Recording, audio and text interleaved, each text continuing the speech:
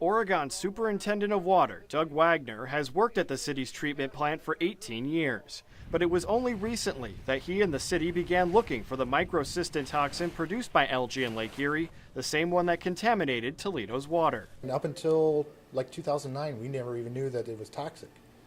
So we weren't testing for it. We weren't really going up on our chemicals to treat it. Now that the dangers of the toxin are known, treatment plants are scrambling to keep up. Wagner says Oregon's treatment process begins as soon as the water from Lake Erie enters the system.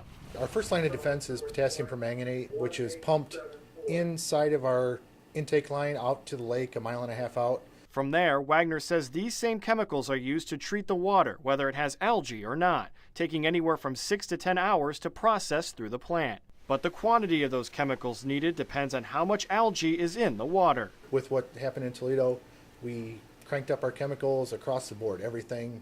We'd rather overtreat and make sure we're doing a good job. But the more chemicals that are needed, the more it costs the city of Oregon to clean the water. I'm estimating right now we're probably $6,000 to $7,000 a week in extra chemical costs. However, despite all the efforts to keep the microcystin toxin out of the water, Wagner says future water emergencies are possible. It happened in Carroll Township last summer, Toledo this summer. It could be Oregon tomorrow, it could be Oregon next week, or Monroe, Michigan. It's more than likely it will happen again.